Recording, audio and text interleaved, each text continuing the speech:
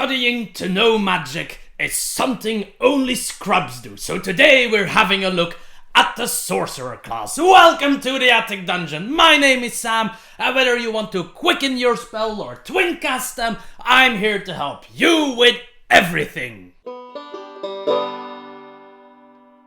Dear people, don't forget that you can contribute to the glory of the Attic Dungeon by subscribing, clicking the notification bell, which is obviously here, I'm guessing, mirror view, whatever, spreading my videos to groups that might actually be interested about it, because as you might know, my ego might not reveal as much, but I am a small-time YouTuber, so the algorithm hates me, so anything you can do to push me to the top is actually much appreciated.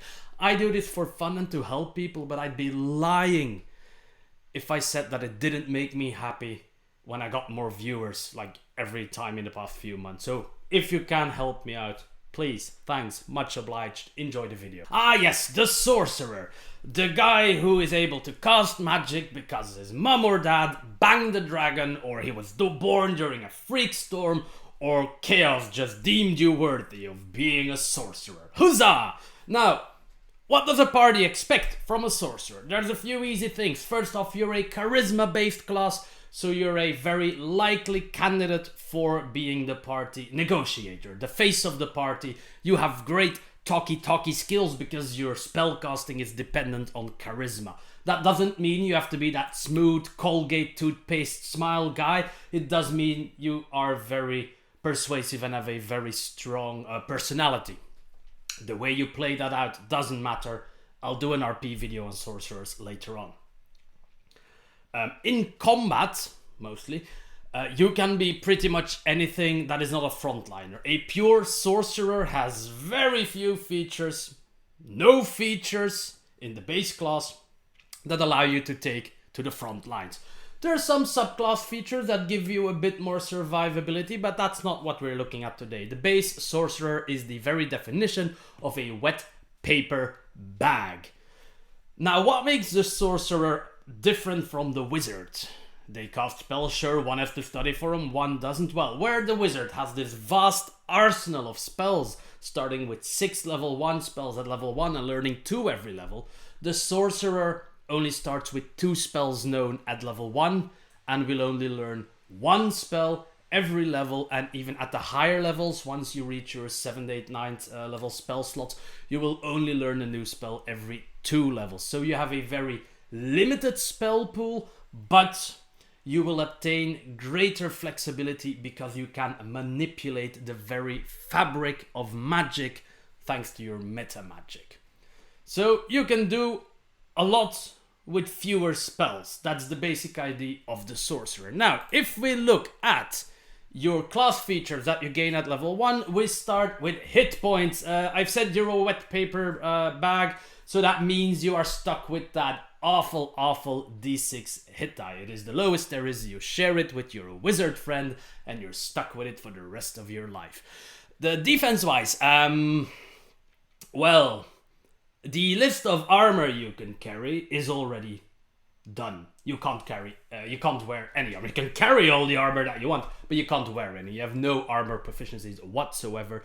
You do have 2 saving throws, of course. You get the very valuable Constitution save, which is great for all those spells that require your concentration. So here the sorcerers actually get some really good stuff. And you have that Charisma save, which makes sense. Charisma is going to be your most important ability score, so it's also your save. I've said this before, at low level charisma saves are kind of bleh, but at higher levels they become useful because they're often used to resist banishing spells and the like. Then other things you have, yes, you can use weapons. This is another disappointment. The sorcerer is so bad with weapons that you don't even get all simple weapon proficiencies. No, you get a small selection, which I shall now tell you. I have to pick up my screen for this. You get daggers, darts, slings, quarterstaffs, and light crossbows.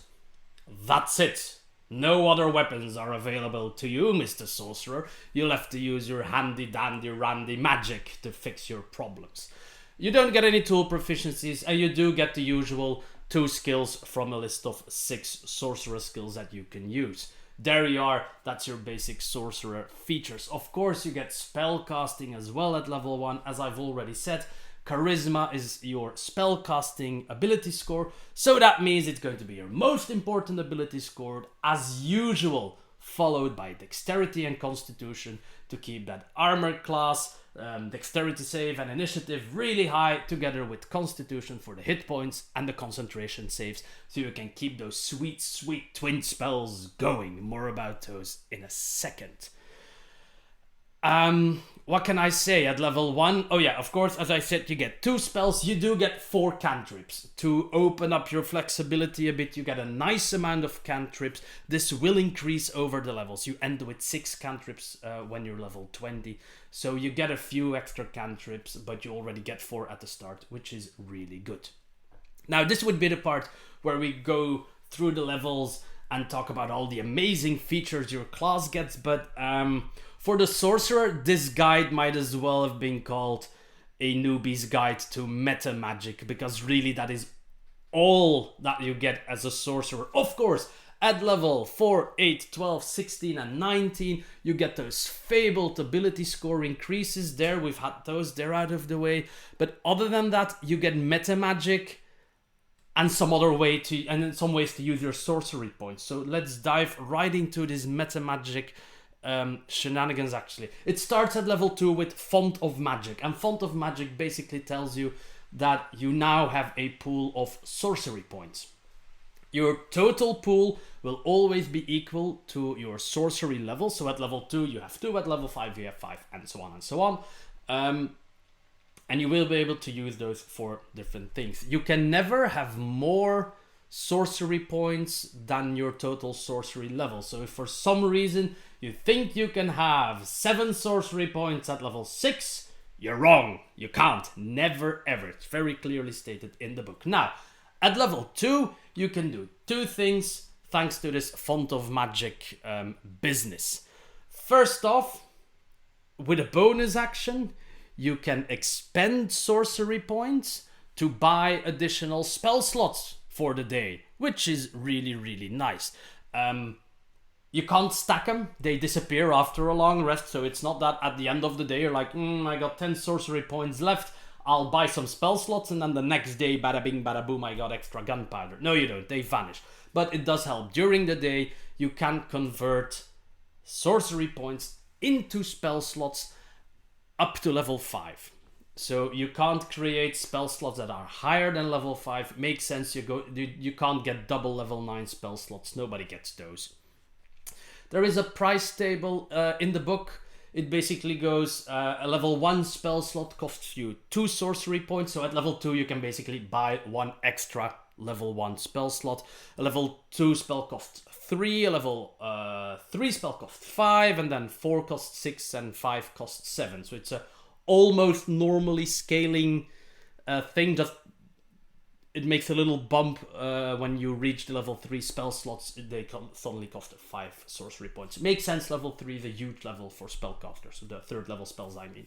You can also do this the other way around. Also as a bonus action, you can spend spell slots to gain sorcery points, but this conversion is not the same. It is actually a less beneficial conversion because it will just grant you sorcery points equal to the level of the spell slots. So whereas it costs 2 sorcery points to make a level 1 spell slot, you can only gain 1 sorcery point from burning a level 1 spell slot. Not that fantastic, but it'll do if in a pinch you have spell slots to spare, but you want more sorcery points. I might be thinking of one-shots, for example, where higher level sorcerers won't burn through or... I'm thinking, of course, of one-shots where a sorcerer might not burn through all their spell slots in one day, but they might want extra sorcery points to do extra shenanigans. And in that case, it's really handy. Again, after a long rest, they reset. You can't go over your maximum anyway, so there's no way to store extra sorcery points. Now, this is the basic. This is playing with sorcery points, how you gain them, how you can get extra spells with them. But what you'll mainly be using them for is metamagic. And metamagic is a feature you unlock at level 3. You gain 2 metamagics at that level, and later on at level 10 and level 17 you gain 1 more metamagic each time. These allow you to manipulate spells in ways that other classes can only dream of.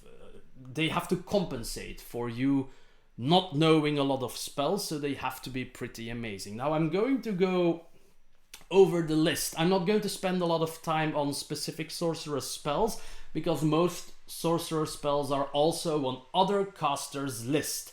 I'm sure that sorcerers, especially at low level, only have 1 unique spell, and that is Chaos Bolt. And I'm going to talk about Chaos Bolt in a while when we come to Twin Spell anyway. So, meh. It's a good spell, by the way. If you want Chaos Bolt, it's heaps of fun. I like it. All the other spells are the usual traps that exist for other classes. So go and check those videos. I'm not going to repeat spell lists every time. So, the deal with metamagic is that, normally speaking, you can use 1 metamagic by paying the required amount of sorcery points, of course, on each spell that you cast. There are exceptions to this, as you will see. We start off with Careful Spell.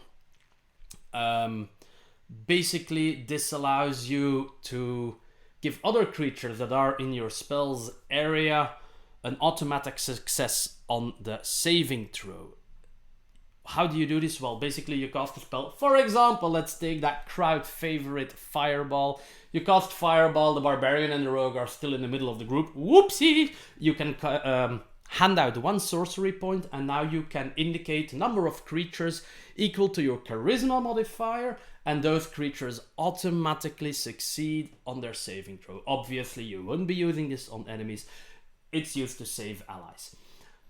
It's not the best thing to... I mean, you only get 4 metamagics. I don't think this one gets picked that often. If you really want the failsafe when you're throwing fireballs, you should probably play an Evocation Wizard. They got an easier way of doing that. That doesn't cost sorcery points. But if you like the Sorcerer, and I could understand why you do, and you don't want to blow up your friends all the time, this could be the metamagic for you. Next up, we have the Distance Spell.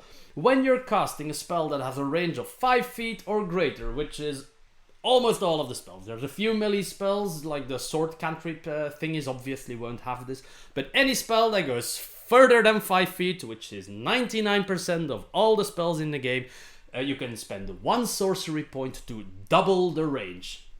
I think this one is a bit niche, but it can turn you into a horrible sniper when suddenly your lightning bolt, your fireball, your whatever flies twice as far as they usually should. Everybody thinks they're nice and safe, and suddenly it's raining death and decay on them.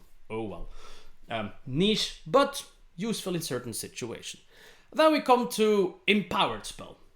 Nice spell, this one. Allows you to kind of play with the odds a bit. For the wonderful price of 1 sorcery point, you can reroll a number of damage dice that belong to the spell, of course, equal to your Charisma modifier. You have to use the new rolls though. You can't go like, oh, it's a 2, I'll reroll, and now it's a 1, I'll take the 2. Doesn't work. You're stuck with the 1 then. The good news though for this one, for Empowered Spell, and that's one of the things it certainly has going for it, you can use it even if you've already used another metamagic. So for example, if you made this Distance Spell on, I don't know, Chaos Bolt, let's take Chaos Bolt. I love Chaos Bolt. You did a distant Chaos Bolt, you can also reroll. It will cost you 2 sorcery points in total to have a very far Chaos Bolt that you can also reroll the damage die for, which is decent. It's not bad at all to be able to reroll damage on those vital damaging spells. Then we come to Extend Spell, which is again a very simple one. You spend 1 sorcery point, and any spell that has a duration, so we're looking at concentration spells, now gets double the duration up to a maximum of 24 hours. So a spell that already lasts 24 hours will not go to 48 hours. You see, again, they're trying to contain your metamagic usefulness into a 24-hour time slot to prevent you from pre-buffing for the following day. But still, this is actually pretty nice. There are some short buffs that you can now make them last for twice as long, or you could take those really long buffs. I can only think of 8 for some reason, which is okay because even though it's a cleric spell, some of the sorcerers can actually access it. So I'm going to use, for example, 8 is one of the, oh no, mage armor, even better, mage armor, there we are. You know, mage armor is the basic I don't want to be the wet paper bag all the time spell, which lasts 8 hours, which is always kind of dodgy because you're awake for longer than 8 hours.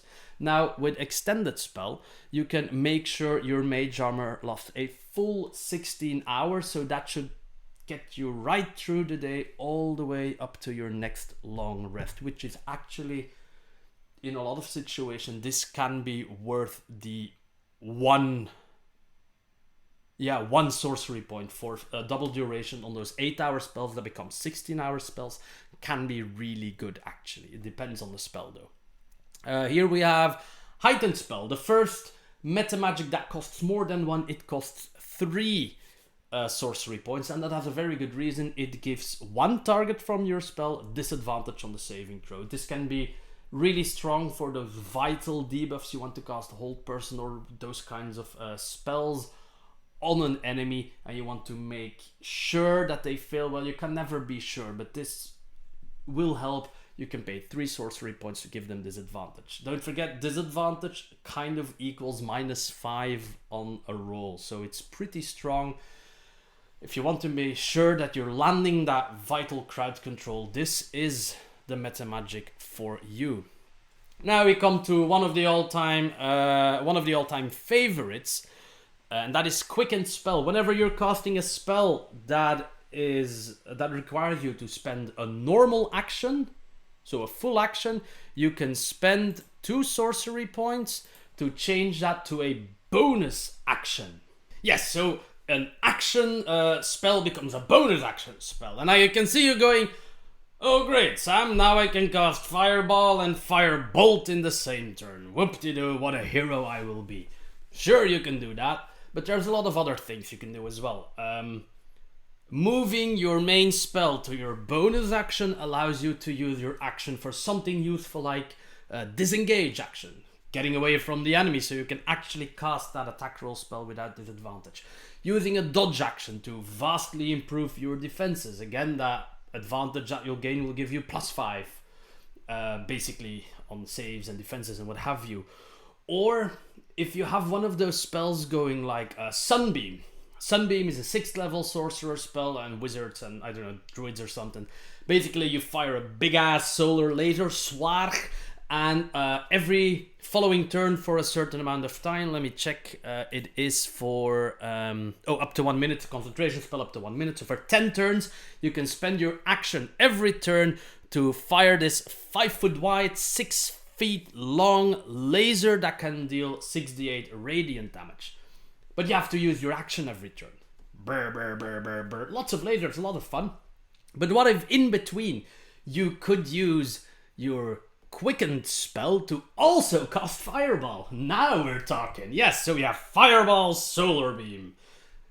Fireball, Solar Beam, as long as you have sorcery points and of course spell slots for Fireball.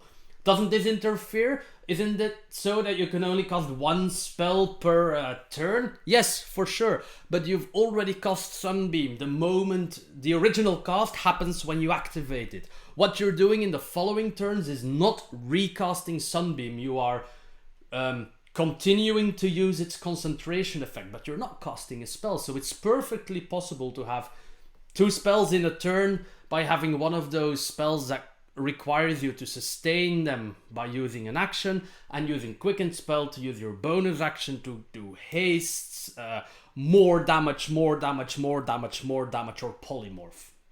Just kidding, there's a lot of other useful spells, but you get the idea. This frees up your action economy really well, actually, and it is certainly worth the price of the quicken spell.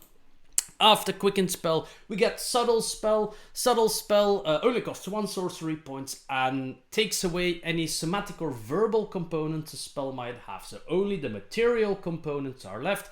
So as long as you have your focus, on you, or the materials that you actually need, you should be fine. Now, what is this for? Well, basically when you want to be sneaky about your spell casting. If you are playing a campaign that is very social encounter heavy, or has a decent amount of social encounters, it doesn't have to be an intrigue campaign, but for those this is amazing. You can now cast spells while negotiating and nobody will notice. You can try to charm someone, you can try to dominate someone, you can do whatever during a social encounter, and as long as it succeeds, that's the big feature here, nobody will notice, because there are a few of those charm spells that if you fail, or if the charm wears off, they will notice that you have charmed them and might become hostile rather. But that depends on the spell, so pick your spells carefully. But mainly nobody sees you casting with this. You're basically a spell casting ventriloquist here. Your lips aren't moving, your hands aren't waving like, look at me, I'm casting dominate person. You're just standing there and like, you're mine. It works. It's a niche spell. It's a very niche spell, but in situations where you have to hide your spell casting, might be a campaign setting where spellcasters are considered evil, for example. This is going to be great stuff. Or any social or intrigue heavy campaign, this is going to be worth its weight in gold. It only costs 1 sorcery point. And last but not least, from the original metamagics, I present to you the one that everybody starts drooling about the moment they read it. And then they realize, all right, but I can't, there's limitations. We're talking about Twin Spell. Twin Spell is very simple. It allows you to duplicate a spell as long as the original spell only has the possibility of targeting one thing. The sorcery point cost varies according to the spell level. I'm going to have to check it. It is equal... Oh yeah. The sorcery points cost is equal to the spell's level, and for cantrips it just costs 1 as well. So you can't twin spell Firebolt for free. That would be too good. So for a level 3 spell you pay 3 sorcery points and so on. Level 5 spell 5 points. There are a lot of good spells in the game that can be twinned, and there's a lot of good spells that cannot be twinned. So the spell can only target one thing. So immediately I'll wipe it off the board. You cannot twin cast Fireball. Fireball does not target one person. It targets half the map. So no twin casting Fireball. Firebolt, on the other hand, the cantrip, perfectly twin castable, but not what we're here for. We're here usually for the fun buffs or the strong control spells. Any dominate spell is good. Any hold spell is good. Dominate monster, hold person. I can't remember like if they're all on the sorcery list, but you get the idea. Those strong single target control spells become twice as strong. You can potentially cripple encounters by holding 2 strong monsters or enemies for an entire minute while the rest of your party goes orderly on them the entire time. We're also looking, of course, at everybody's favorite, haste. Twin haste is expensive at the level because it's 3 out of your 5 sorcery points, but it's so really good if you have a fighter and a barbarian, basically 2 martial classes in your party. You now have double speed, +2 armor class, advantage on dexterity saving throws. Oh yeah, and you get an extra action as well. Can't extra attack in that action, but you still have an extra action. It is insanely strong. It has, of course, one huge drawback. If concentration breaks, both of the targets lose a turn. That is a hefty price to pay. But Twin Haste is incredibly powerful at the level that you get it. You can only do it once a day. More if you sacrifice spell slots. Hey, but it's good. It's really good. Another nice low-level candidate is Polymorph, of course. Why just change yourself into a giant crab if you can change yourself and the wizard into a giant crab, or yourself and an enemy? Change yourself in a giant crab and change an enemy into whatever a giant crab eats, and there you go. Clicky clacky om nom nom. So twin spell, very flexible, relatively expensive, but again can only be used for spells that originally only have one target. Now, me myself, I make one notable exception to this rule, and that is for the Sorcerer spell Chaos Bolt. The way Chaos Bolt works, it's an attack roll, yippee-ki-yay, and then you get to roll 2d8, I think it is. D6 and 2d8 of damage, and if the 2d8 show the same number, the spell will replicate. You get to do another attack roll, and you get to reroll damage on the second target, which is a lot of fun. Honestly, it's a decent single target nuke, and it has the possibility to replicate. It has a 1 out of 8, so 12.5% chance that it will replicate. And because it has this 12.5% chance to replicate, technically you cannot twin spell Chaos Bolt. Unlike, for example, Magic Missile, which always has a chance to hit multiple targets, and you can choose it, and therefore it can't be replicated. For Chaos Bolt, personally, I think this restriction is a bit too severe, and I also really like the idea of throwing 2 Chaos Bolts, which then become 2 more Chaos Bolts. So at my tables, I always allow Chaos Bolt to be twin spelled rather, because it's just a lot of fun, really. That's all the stuff for metamagic you find in the player's handbook, but there is a bit more. There's 2 extra metamagics that came into the game with Tasha's Cauldron to Everything, and that is Seeking Spell, which basically allows you for 2 sorcery points to re-roll an attack roll for a spell. Specifically, an attack roll for a spell can be re-rolled for the price of 2 sorcery points. Can be good because you have those saving spells that, if it's a damaging spell, will still do half damage if you miss, whereas the attack roll spells usually do big amounts of damage, but if you miss, there's nothing. So reroll possible. And the other one is Transmuted Spell. You can, for 1 sorcery point, you can change the damage type of a spell into one of the types listed. They're the usual ones: acid, fire, thunder, lightning, and ice. Yeah, cold damage. Fire, of course, as well. So that spell gives you a bit more flexibility. If you like throwing fireball, but they're going to toss you into hell where you will fight fire immune creatures, you can now throw lightning ball. There you are. Very important. There's another feature you gain, 2 other features actually from Tasha's that you gain.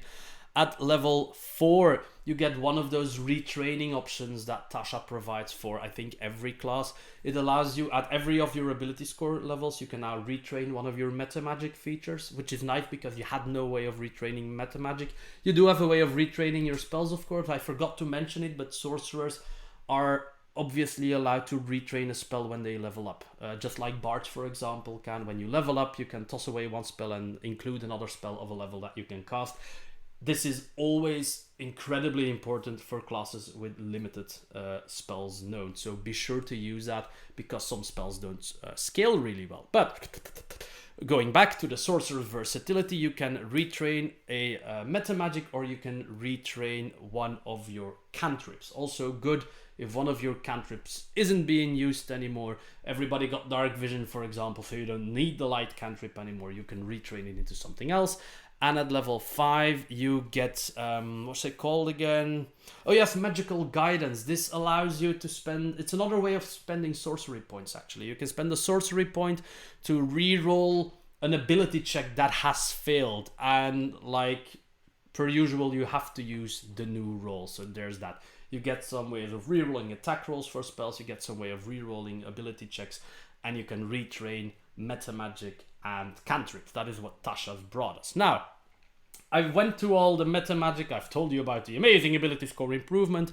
Sorcerers do gain 1 more class feature at level 20, and that is the very last one I have to discuss. It's a very basic capstone, really. You regain 4 sorcery points when you take a short rest at level 20. There you go. It's not amazing at all, but it's not the worst one in the book, I guess. If you take multiple short rests in a day, this technically allows you to gain back a decent amount of sorcery points that you can spend on doing stuff again, so it's okay. There's the other ones. Some other classes have the stuff that at the start of battle you regain X if you don't have any of the resource left. For the sorcerers, I suppose they couldn't do that because I don't know why. So you get it, maybe it's too easy to abuse. So you get 4 sorcery points back on a long rest, which at this point is 20% of your sorcery points pool. And important, they don't need to be depleted. So if you used 8 points in the first battle and you get a short rest, you will only have lost 4 points after one battle. So that's actually really good. It will keep you going through your adventuring day, but it's not the kind of capstone like the barbarian one that's going to make you go, wow, I want to be a pure sorcerer for this. It's good. It's not the best. And there we have it. That's everything I got for the sorcerer today, ladies and gentlemen and other people. That's all there is to talk about for the sorcerer as well. Subclasses will be covered in another video. If you have experience with a sorcerer, because I actually don't, I've never played one, it's on my to-do list along with 4 other classes that I've never played. Talk to me about your sorcerer in the comment below. Tell me what makes the sorcerer even more unique than the things that I've been talking about today, or just compliment me because I've explained something really well, and those things always make my day. And then if all goes well, I will see you all again in 2 weeks in the attic dungeon.